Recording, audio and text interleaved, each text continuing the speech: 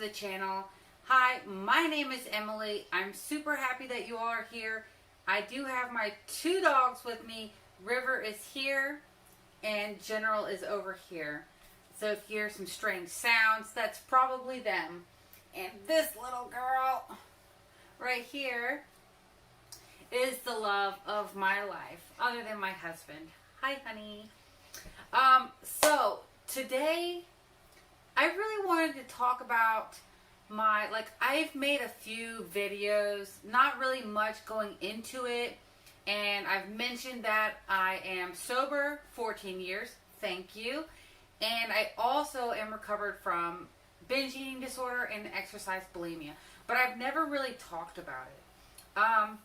And so today I'm just kind of going to tell you the story about how I got into fitness, how that led into my eating disorder, and how I recovered. So if you want to watch that video, please keep watching. Okay, so my fitness journey started back when I was 17, and this is right before I started using drugs. I think I was drinking at this point, but not really a lot. And it all started, I was working, and I worked for my dad's landscape company, and we had this guy come and work with us who was in a master's degree program that was like he was on his break, and so he came to work with us, and he was getting his master's in exercise science. And he asked me one day, he was like, Emily, have you ever thought about losing some weight? And I'd never thought about it before. Nobody had ever commented. Like, once I became an adult, nobody commented on my weight. And it didn't really, my body didn't really affect me because I was working, I was strong, I'm still strong. And so it just never, put any issue into my body and what it looked like. Not until this guy suggested I lose some weight. So, once he suggested that, I decided to start getting into fitness a little bit. And I started going to the gym. And I think, and I'm going to be so honest with y'all. One, I don't edit these videos, so what you see is what you get. So I may see some things and kind of get sidetracked and lost, kind of like I'm doing right now.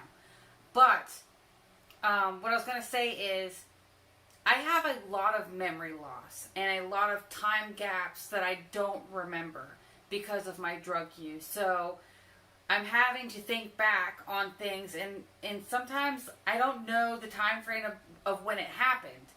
And so I don't really know how old I was. I want to say I was 17, and I hired a personal trainer, and I was training at their gym. I don't know how old I was. I'm thinking 17 though.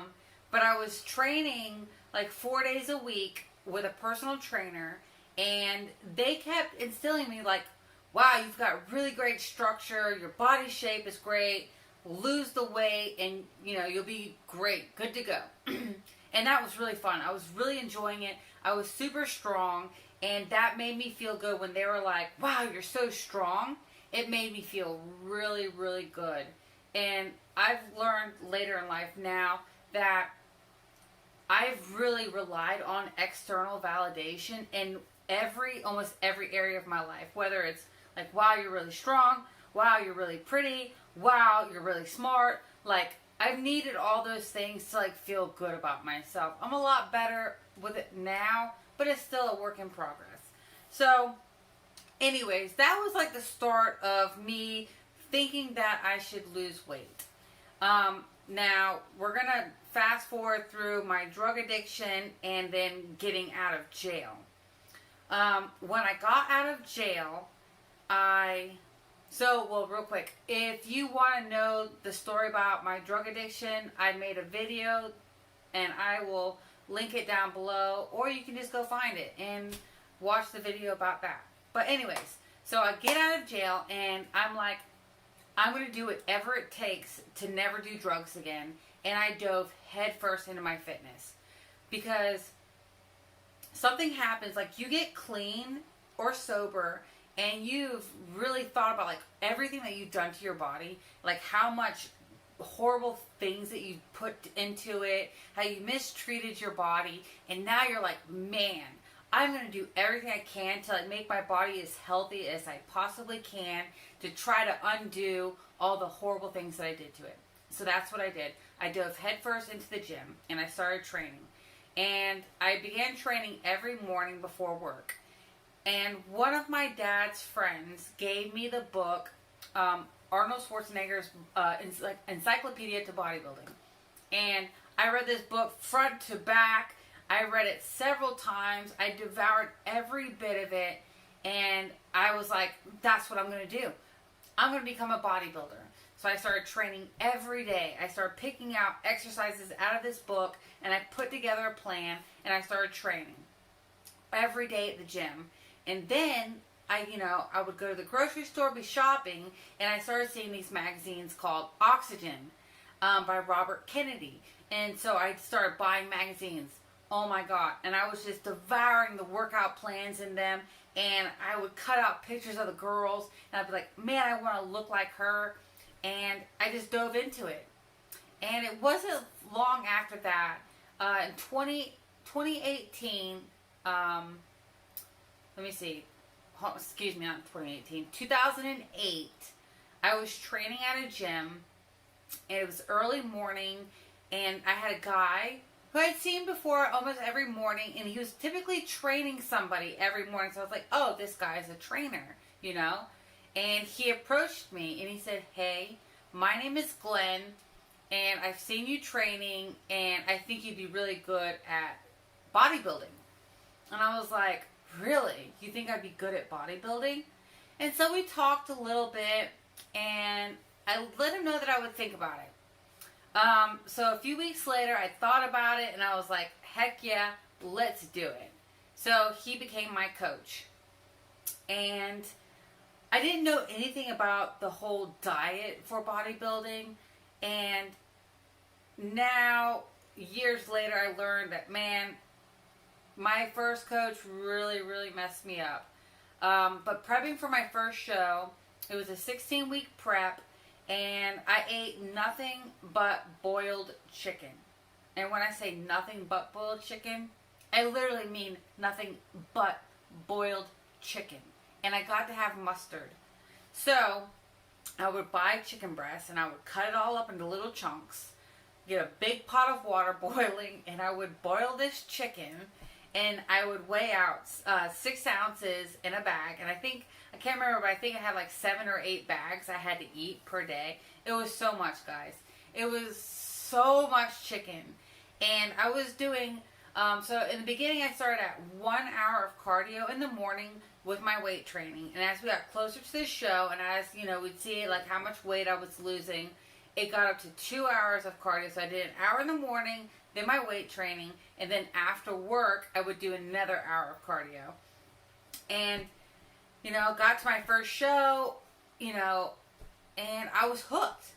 I was just so upset. Like, the attention that I got from everybody, like, wow, look, oh my God, you look so amazing. You're so disciplined. How do you do that? And I felt so good. That external validation, I was getting it from everybody. And I felt on top of the world. I mean, I was the queen of my jungle. And,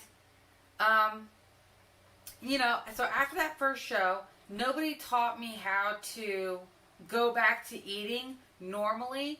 And when you restrict your food for that long, eating, it's like there's this, it's like an instinct inside of you that's like, eat everything. And I left the show and I was just, everything I could find, I was eating. And I gained 30 pounds the first week and a half I got back from that show. And it was such a mind fuck. I mean, it messed my head up so bad. And I was so upset that I went right back into a diet plan 2 weeks after that show. I didn't have another show planned, but I had to figure out how, I had to get that weight off as soon as possible. So it was back into no carbs and doing 2 hours of cardio a day. And this would last, like, the whole competing lasted up until 2010, where I was in this vicious cycle of competing, no carbs, shredded down, compete, and then leave a show, and then eat and gain 30 pounds. And I did this for 3 years, and it was a really horrible time in my life. I would go to fast food places, and I would buy, like, order a meal and then get another meal and then order an extra large fry and then joke with the girl at the register, like, my whole family, oh, I gotta feed them. But in all reality, all of the food was for me. I was so scared that I wasn't going to be able to eat that food again that I had to eat as much as I could right then and there, because I wasn't going to be able to eat it again tomorrow, because tomorrow I was going to be back on my diet. And then I was too afraid to show anybody that I ate that food, so I would hide the wrappers, the bags underneath my seat in my car. And this cycle was really bad. 2011, 12, and 13, it was a constant battle of, I should compete again, because I was so much happier when I was competing. I was so much prettier. I felt so much better about myself. When in all reality, competing hurt me so bad mentally. And before competing, I never had an issue with my body. I never felt like I wasn't pretty enough. I didn't feel like I wasn't good enough. But after stepping on stage and having a line of people judge me, literally judge me by my body, on how my body looks, and having them score me, and if I didn't place number one, then I was a loser. Then I wasn't good enough. Obviously, right? Because I didn't get first place, And I did have shows where I won first place. I won my show here where I live, and I got flown to Texas to compete at the Junior USA. They paid my airfare, my hotel entry, my hotel stay, my the show entry. They paid for everything. I thought I was top dog. You can Google me on the internet and see pictures of me competing, and so if I wasn't looking like that, then I wasn't good enough. And it nearly destroyed me. I'm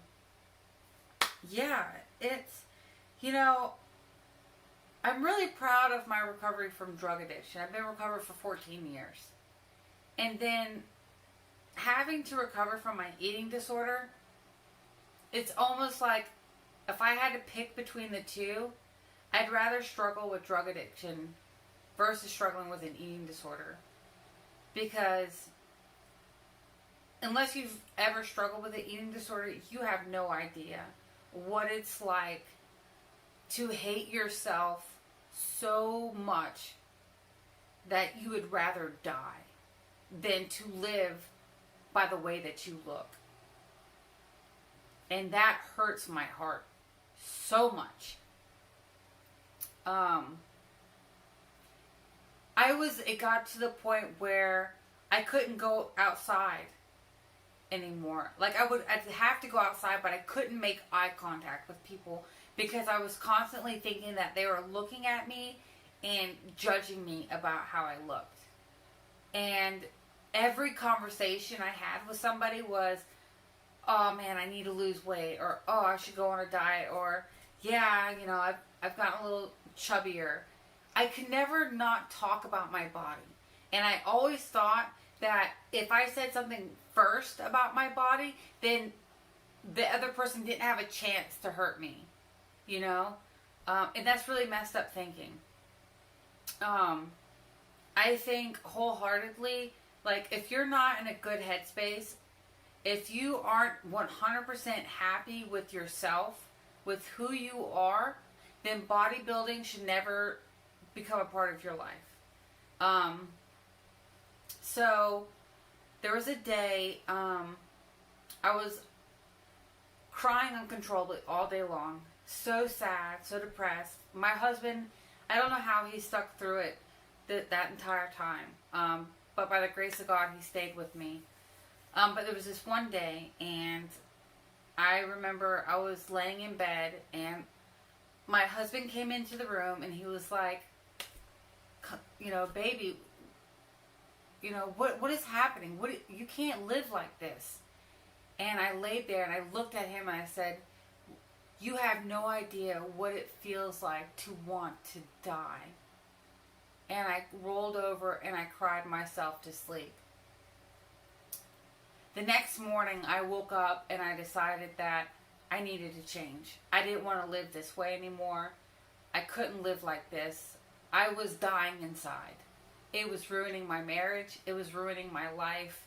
And if life was going to be like that, I was going to kill myself.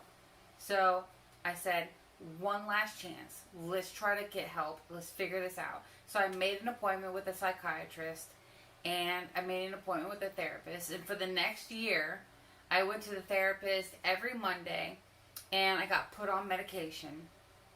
I'm not going to tell you the type of medication I used, but within the 2 weeks, I started noticing something was happening. And also during that time, I started Googling everything I could to start loving my body. And what I actually found was this one podcast I found was Primal Potential. Sorry, Primal Blueprint is Mark Sisson. Primal Potential. I don't remember the name of the girl who runs the podcast, but it changed my life. It got me out of my head for the first time in my life. And I started seeing my body as something to celebrate no matter what size. To celebrate everything that it's done for me. Because we're not here on earth to look a certain way. We're not here on earth to solely focus on what we look like. Those things aren't important. What you look like is not important and has no purpose in what your worth is or what your purpose on earth is. Your body is not your worth. And when I learned that, it was like everything opened up for me. And my whole life changed. And so for a full year, I went to a therapist every Monday, and we worked on things to kind of figure out who I was. And I remember one day my therapist asked me, she said, "Who are you?" And I told her, "I'm the fitness girl." And she said, "So who are you if you don't have the gym?" And I said, "I'm nothing." And that was huge. Saying that, and even repeating it now, saying that I felt that I was nothing without the gym is so sad. Because I'm so much more than the gym. I'm so much more than what my body can do. I'm so much more than what my body can ever look like. And that's really sad. And knowing that there's people out there now struggling with who they are. And it really just breaks my heart. I'm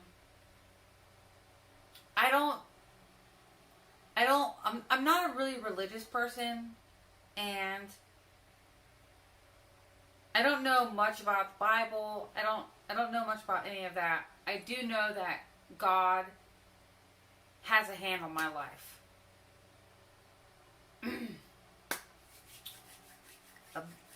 Big time. Because how can I go from being a crackhead to stealing and doing the crazy things I've ever done, going to jail, nearly going to prison, getting clean, and then going through that, going through my eating disorder and getting healed from that. God has a bigger purpose for me. God has a plan for me. Like, and then I've also felt like once I've gone through all these things, I'm like, God would never give me something that I couldn't handle. God tests us each in our own ways. He gives each person challenges in their lives to make them who they ultimately are going to be in the future. And who I am now is somebody who's deeply passionate about others.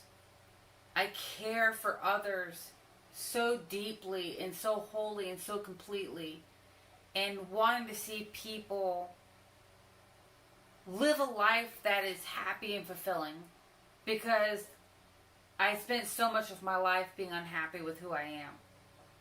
And today, I'm so happy with my entire life. You know, I'm fulfilled. I'm rich with my life. And rich doesn't mean money. Rich means like I have everything that I need. I have a beautiful husband. I have a beautiful home. I have beautiful dogs. I have an amazing job. I feel fulfilled with my friends, and I'm meeting people, and I can have conversations with strangers, and I can make them smile. And I'm writing my blog and reaching out to people who are struggling like I was, in hopes to help them. And I think having an eating disorder is unique to people who also have struggled with drug addiction. I think they go hand in hand sometimes. And I hear a lot of people on podcasts that I listen to that are getting people into the gym as a way of recovery. But I want to tell you that if you're a person in recovery from addiction, please understand that it's a very fine line going to the gym. You have to really watch yourself, because the gym can easily turn into its own addiction, and it can become equally as damaging as your drug addiction or your alcohol addiction. So just be really conscious of that. But I'm sorry this video might have been all over the place. But the whole point of this video is who you are and what your body looks like has nothing to do with your worth or your value in life. Who you are as a person is what matters. What you give to others is what matters. And the way I look at my body now is, my body is strong. And I like taking care of my body so that I can grow older and be healthy to continue to do the things that I want to do to help others. I love being outside. I love being in nature. I want to keep my body strong because I love the mountains. I love hiking. I love taking my dogs for walks. Those things require me to take care of my body. Nowadays, there's no foods that are off limits. I don't restrict anything.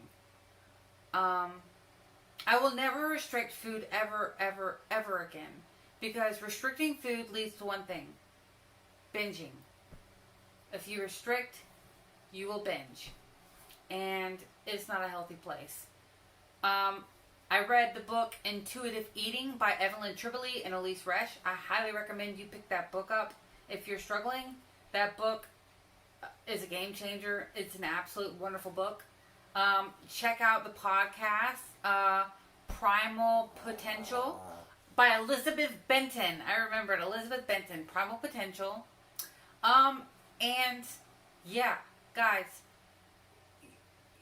what your body looks like has nothing to do with who you are or what your purpose on earth is. Who you are is unique, and perfect the way it is. You don't have to change for anything. And if you're struggling with food, just know that it's not the food that you're struggling with. It's here. Everything up here. You need to fix this, okay? You fix your mind, and everything else around you will follow suit, okay? I promise you. So anyways, I just got hella tired, so I'm going to end this video here. Leave a comment below if you have any specific questions. My email will be down in the description box. Send me an email. Let's chat. Please check out my website at www.journeytocourage.com. Please join my forum on my blog. We can chat together. We can become friends. And yeah, I hope you all enjoyed this video. If you did, please like, comment, share, and subscribe. And I will see y'all later. Bye.